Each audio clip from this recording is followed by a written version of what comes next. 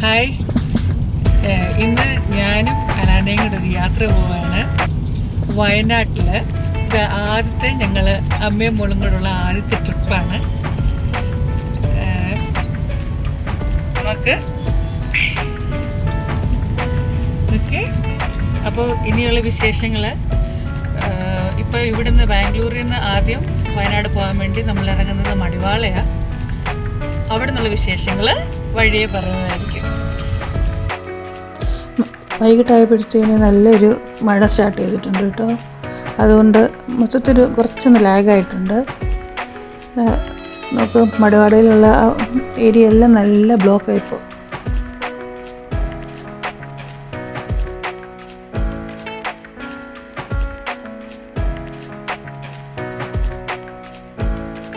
അങ്ങനെ രാവിലെ 5 മണിയായപ്പോൾ നമ്മൾ വയനാട് കൽപ്പറ്റയിലെത്തി കേട്ടോ. അപ്പോൾ റോഡിൽ അത്യാവശ്യം ആളൊക്കെ ഉണ്ട്. അതുകൊണ്ട് അത്രയും പേടിയൊന്നും തോന്നിക്കുന്നൊന്നുമില്ല. ഇനി നമുക്കിനി അടുത്തത് ഇവിടുന്ന് അടുത്തൊരു ബസ് കയറി സുൽത്താൻ ബത്തേരി ഇറങ്ങണം. അത് ഇവിടുന്ന് 1 മണിക്കൂറത്തെ യാത്രയാണുള്ളത്. ഇനിയിപ്പോൾ അപ്പോൾ അടുത്ത ട്രാവൽ സുൽത്താൻ ബത്തേരി.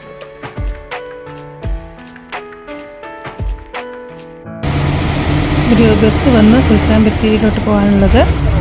അങ്ങനെ സുൽത്താൻ ബത്തേരിയിലോട്ട് ഞങ്ങൾ പോയിക്കൊണ്ടിരിക്കുകയാണ്. അങ്ങനെ ഞങ്ങൾ സുൽത്താൻ ബത്തേരി എത്തി. ഇതാണ് Sultan Bathery KSRTC bus stand. ഞങ്ങൾ ഈ വയനാട് യാത്ര പ്ലാൻ ചെയ്ത് തന്നെ അലാനിക്കൊരു വയനാട്ടിലൊരു ക്യാമ്പ് പറ്റി അങ്ങനെ. അപ്പോൾ അത് ഇപ്പം രാവിലെ 11 മണിക്കാണ് ഇടയ്ക്കലിൽ വെച്ച് സ്റ്റാർട്ടാവുന്നത്. അപ്പോൾ അതുവരെയുള്ളൂ ഞാനും അലാനയും ഒരുമിച്ചുള്ളത്. അത് കഴിഞ്ഞാൽ അലാനയുടെ ഫ്രണ്ട്സിൻ്റെ കൂടെ ക്യാമ്പിലും, ഞാൻ പിന്നെ ഒറ്റയ്ക്കുള്ളൊരു യാത്രയാണ്. ഇവിടെ നിന്നൊരു 3/4 മണിക്കൂറത്തെ യാത്ര കഴിയുമ്പോൾ നമ്മൾ ഇടയ്ക്കലിൽ എത്തും കേട്ടോ.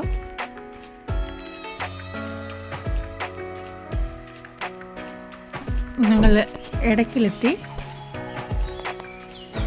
ഇപ്പം സമയം രാവിലെ 7 മണിയായിട്ടുണ്ട്. എന്നിട്ട് പോലും ഒരു വാഹനങ്ങളുടെയോ അങ്ങനെ ഒരു സൗണ്ടുകളും ഇതിൻ്റെ ഇടയ്ക്ക് നമ്മൾ കേൾക്കുന്നില്ല. ആകെ നമ്മൾ കേൾക്കുന്നത് നല്ല കിളികളുടെ സൗണ്ടും വളരെ ശാന്തമായൊരു അന്തരീക്ഷം. തുടക്കത്തിൽ തന്നെ വളരെ ഇഷ്ടപ്പെട്ടു എനിക്കവിടെ. വളരെ കുറച്ച് സമയമേ ഉള്ളൂ ഞാൻ അലാനയുമായി ഉള്ള സമയം. അതുകൊണ്ട് ഞങ്ങൾ ആദ്യം തന്നെ കരാപ്പറ്റ ഡാം പ്ലാൻ ചെയ്തു. അത് ഒരു അഡ്വഞ്ചർ പാർക്കൊക്കെ അതിൻ്റെ അകത്തുണ്ട്. വളരെ രസമുണ്ട്. അവിടെ കാണാൻ നല്ല ഭംഗിയാണ്. നമ്മളവിടെ നിന്ന് കഴിഞ്ഞാൽ സമയം പോകുന്നതേ അറിയത്തില്ല. പക്ഷെ കുറേ അഡ്വഞ്ചർ കാര്യങ്ങൾ ചെയ്യാൻ ഇഷ്ടമുള്ളവർക്ക് വളരെ ഇഷ്ടപ്പെടുന്നൊരു സ്ഥലമായത്. നമുക്ക് കുറേ കാര്യങ്ങൾ ചെയ്യാനുണ്ട് അവിടെ. ആദ്യം ഞങ്ങളവിടെ ചെയ്തത് സിപ്പ് ലൈനിലാണ് പോയത്. അപ്പോൾ അതിനുവേണ്ടി അവരാദ്യം ഹെൽമെറ്റും ഗ്ലൗസും ഒക്കെ നമുക്ക് തരും. എന്നിട്ട് നമ്മളൊരു ജീപ്പിലാണ് കൊണ്ടുവന്നത്. എന്നിട്ട് ജീപ്പിൽ നമ്മളെ അവിടെ സിപ്പ് ലൈൻ ചെയ്യുന്നിടത്ത് നമ്മളെ കൊണ്ടിറക്കും ആ ജീപ്പിൽ. അങ്ങനെ ഞങ്ങൾ അമ്മയും മോളും കൂടെ അങ്ങനെ സിപ്പ് ലൈനിൽ കയറാൻ പോവുകയാണ് കേട്ടോ. അതിനൊരു ചെറിയ സന്തോഷമുണ്ട്. ഒരു ചെറിയ കാര്യമാണെങ്കിൽ തന്നെയും അമ്മയും മക്കളും കൂടെ പ്രത്യേകം ചെയ്യുമ്പോൾ അതൊരു പ്രത്യേക സന്തോഷമാണ്. അതൊരു സന്തോഷത്തായിട്ട് ഞങ്ങളിങ്ങനെ ചെയ്തു. സേഫ്റ്റി ഡിവൈസൊക്കെ നമ്മുടെ രണ്ടുപേർക്കും അവർ ഫിക്സ് ചെയ്തു.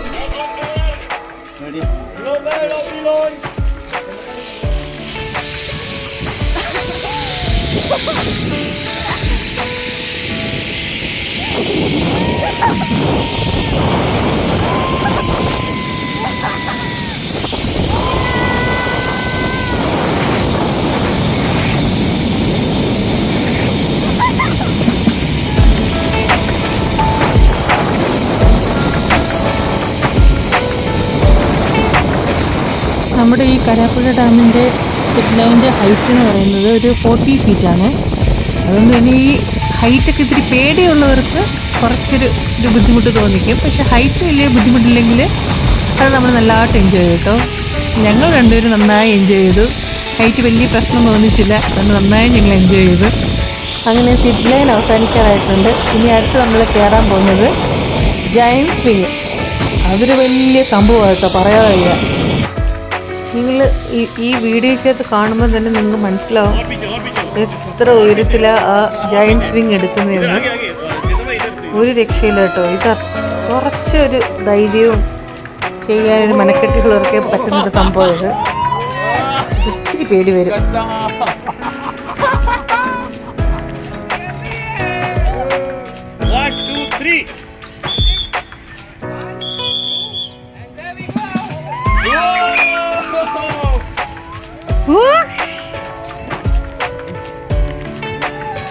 അടുത്ത അലാനയാണ് ചെയ്യുന്നത്. പക്ഷേ എനിക്ക് നേരത്തെ ഉള്ളവർ ചെയ്യുന്നതിന് കണ്ടതിൻ്റെ അത്രയും ഉള്ളൊരു ധൈര്യമൊന്നും അലാന ചെയ്യാൻ പോകുന്ന കണ്ടപ്പോൾ എനിക്ക് വന്നില്ല. കാരണം അവൾ ഒറ്റയ്ക്കാണ് ചെയ്തത്, 2 സൈഡിലും ആൾക്കാരും ഇല്ല.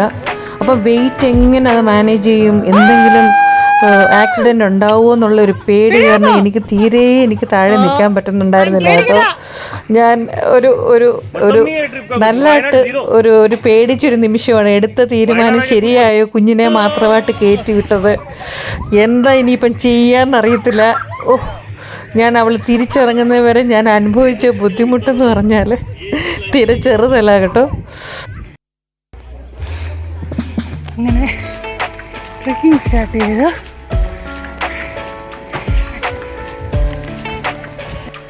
ഇതാണ് എടക്കൽ കേവിൻ്റെ എൻട്രൻസ്. ഇവിടെ എത്തുന്നതിന് മുന്നേ നമുക്കൊരു 20 മിനിറ്റോളം നമുക്ക് നടക്കാനുണ്ട്, ട്രെക്കിംഗ് ചെയ്യാനുണ്ട്. അത് അങ്ങോട്ട് നമുക്ക് ബസ്സൊന്നും വരത്തില്ല, കാറൊന്നും വരത്തില്ല. അപ്പം നമ്മൾ ആ ഒരു 20-25 മിനിറ്റ് ട്രെക്ക് ചെയ്തിട്ടാണ് നമ്മൾ ഇതിൻ്റെ എൻട്രൻസ് വരെ എത്തുന്നത്. അങ്ങനെ അലാനെ ക്യാമ്പിനെ കൊണ്ടുവിട്ടിട്ട് ഞാൻ എൻ്റെ എടക്കൽ കേവിലോട്ടുള്ള ട്രെക്കിംഗ് സ്റ്റാർട്ട് ചെയ്തു. കുറച്ച് ബുദ്ധിമുട്ടുണ്ട് ട്രെക്കിങ്. എന്നാൽ നമ്മൾ കാണാൻ പോകുന്ന സ്ഥലം എന്ന് പറയുന്നത് 6000 വർഷത്തിന് മുന്നേ ആൾക്കാർ ഒരു ട്രൈബ്സ് ജീവിച്ചിരുന്ന ഒരു ഗുഹ ആണെന്ന് നമ്മൾ ചിന്തിക്കുമ്പോൾ അതിൻ്റെ ഒരു എക്സൈറ്റ്മെൻറ്റ് ചെറുതായിരുന്നില്ല കേട്ടോ.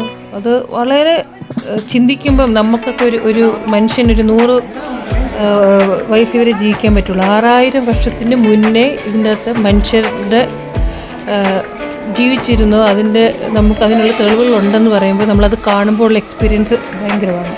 ഇതാണ് എടക്കൽ കേവിൻ്റെ ആദ്യത്തെ ഗുഹ. ഇതിൻ്റെ അകത്ത് സിമ്പിൾസൊക്കെ വളരെ കുറച്ചാണ്, പക്ഷെ എന്നാലും ഇതാണ് ആദ്യത്തെ നമ്മൾ കാണുന്ന ഗുഹ. അവിടുത്തെ ഇതിൽ നിന്ന് നമ്മൾ കുറച്ചും കൂടെ നടന്ന് മേലോട്ട് പോയി കഴിയുമ്പോഴാണ് നമുക്ക് രണ്ടാമത്തെ ഗുഹ കാണാൻ പറ്റുന്നത്. അവിടാണ് ഈ സിമ്പിൾസ്, ആനിമൽസിൻ്റെതും ഫിഗേഴ്സും എല്ലാം വരച്ചേക്കുന്നത് കൂടുതൽ. അതിൽ പോകാൻ വേണ്ടി കുറച്ച് കഷ്ടപ്പാടുണ്ട്. കുറച്ച് നടന്ന് കയറുക എന്ന് വെച്ച് കഴിഞ്ഞാൽ കുറച്ചും കൂടെ ബുദ്ധിമുട്ടാണ് ആദ്യത്തെ കേവിലെത്തുന്നതിനേക്കാട്ടി കൂടുതൽ. ഞാൻ വളരെ കഷ്ടപ്പെട്ടു, ഒരു രീതിയിൽ എൻ്റെ അകത്ത് കയറി പറ്റി. അന്ന് രാജാവിൻ്റെ കാലം അല്ലെങ്കിൽ തന്നെയും ട്രൈബ്സിന് ഒരു ലീഡർ ഉണ്ടായിരുന്നു കാണുമല്ലോ. അപ്പം ഞാനതൊക്കെ ഇങ്ങനെ ആ സമയത്ത് ഇങ്ങനെ മനസ്സിലിങ്ങനെ കാണുമായിരുന്നു. ലീഡർ നിൽക്കുന്നതും അതിൻ്റെ അവരെ വെയിറ്റ് ചെയ്യുന്നതും. നല്ല അവിടെ മുകളിലെത്തുമ്പോൾ നമുക്ക് നല്ല സീനറിയാണ്. വെളിയിൽ നിന്നുള്ള നോക്ക് നല്ല ഭംഗിയാണ് അവിടെ നിന്ന് താഴോട്ട് കാണാൻ. എനിക്ക് എടക്കൽ കേവ് നല്ലൊരു എക്സ്പീരിയൻസാണ് എനിക്ക് തന്നത് കേട്ടോ. എനിക്ക് മറക്കാൻ പറ്റാത്തൊരു എക്സ്പീരിയൻസ്.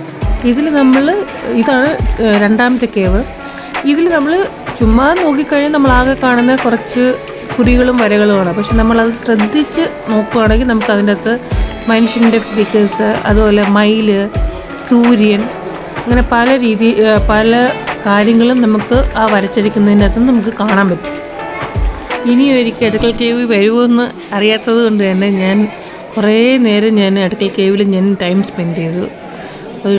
എടക്കൽ കേവിൽ നിന്ന് അങ്ങനെ ഇറങ്ങിയാണ് നീ എന്നൂർ.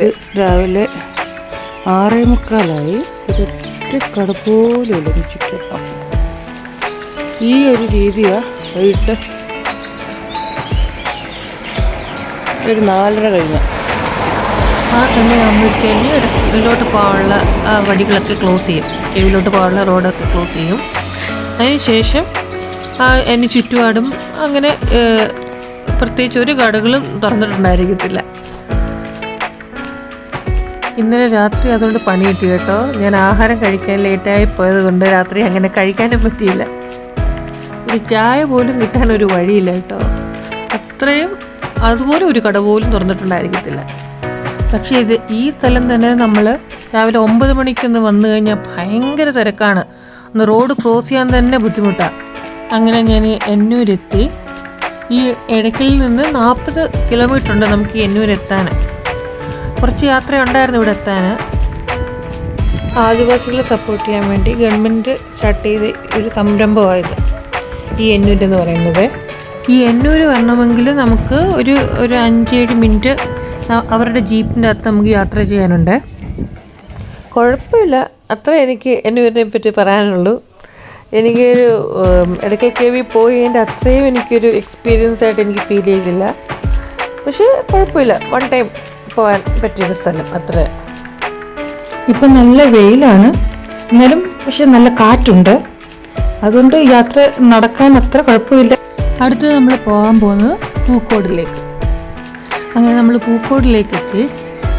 ഇങ്ങനെ ഞാൻ ആദ്യമായിട്ടായിട്ടോ ഇത്രയും നേരം ഒറ്റയ്ക്ക് യാത്ര ചെയ്യുന്നത്. എനിക്ക് ഒട്ടും ഒറ്റയ്ക്ക് യാത്ര ചെയ്യാൻ ഇഷ്ടമുള്ള ആളല്ല.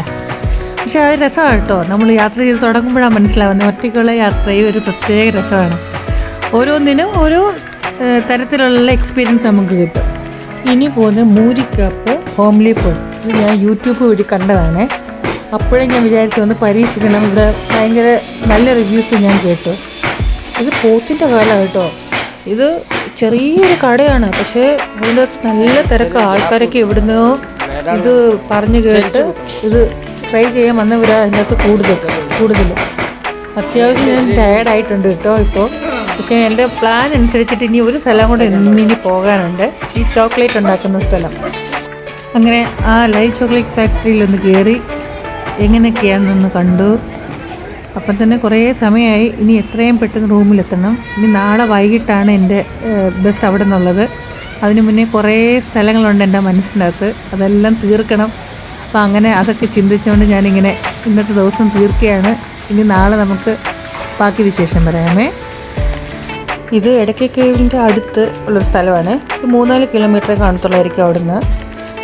ഒരു രക്ഷയില്ല കേട്ടോ ഈ സ്ഥലം. ഭയങ്കര ഭംഗിയായി ഈ സ്ഥലം കാണാൻ.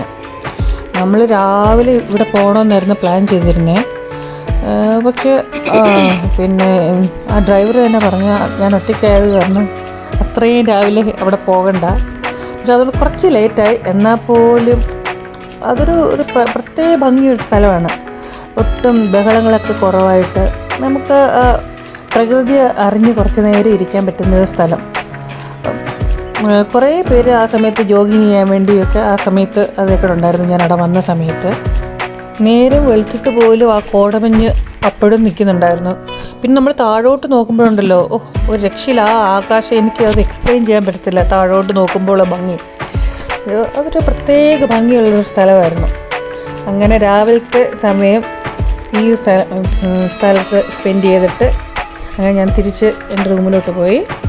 ഇനി അലാനെ ക്യാമ്പിൽ നിന്ന് വിളിച്ചുകൊണ്ട് വേണം. 11 മണിയാകുമ്പോൾ അവിടുത്തെ ക്യാമ്പ് കഴിയും. പിന്നെ ഇപ്പോൾ ഞങ്ങൾ പോയിക്കൊണ്ടിരിക്കുന്നത് വയനാട് ഗ്ലാസ് ബ്രിഡ്ജ് കാണാൻ വേണ്ടിയാണ്. 900 കണ്ടി എന്ന സ്ഥലത്തിൻ്റെ പേര്.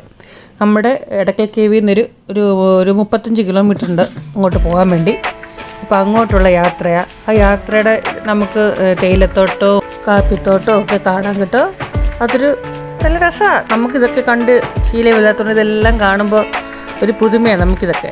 നമ്മൾ ഈ ഗ്ലാസ് ബ്രിഡ്ജിൽ നിന്ന് കഴിഞ്ഞാൽ നമുക്ക് ഈ ചൂരൽമലയൊക്കെ കാണാൻ പറ്റും. ഈ ഗ്ലാസ് ബ്രിഡ്ജിൽ പോകുന്നത് നമ്മൾ ജീപ്പ് വഴിയാണ്. അത് ഈ ഓഫ് റോഡ് എക്സ്പീരിയൻസ് അറിയണമെങ്കിൽ അത് നല്ലതായിട്ട് നമുക്കറിയാൻ പറ്റും. കുറച്ച് നടുവൊക്കെ വേനിക്കുമെങ്കിലും ഇതൊക്കെ എൻ്റെ രീതിയിൽ പറഞ്ഞ് ഒരിക്കൽ അറിഞ്ഞിരിക്കണം. ഒരു വട്ടം ഞാൻ ചിക്മംഗ്ലൂർ പോയപ്പോൾ ഈ ഓഫ് റോഡ് എക്സ്പീരിയൻസ് അറിഞ്ഞായിരുന്നു കേട്ടോ. അതുകൊണ്ട് കയറുന്നതിന് മുന്നേ തന്നെ നമുക്കൊരു ഐഡിയ ഉണ്ടായിരുന്നു. അങ്ങനെ ഇനി അടുത്ത് ഞങ്ങൾ ഗ്ലാസ് ബ്രിഡ്ജിൽ കയറാൻ പോവാണേ. അതിനകത്ത് നമ്മൾ നടക്കുമ്പോൾ ഇങ്ങനെ താഴോട്ട് ഇങ്ങനെ നോക്കണം.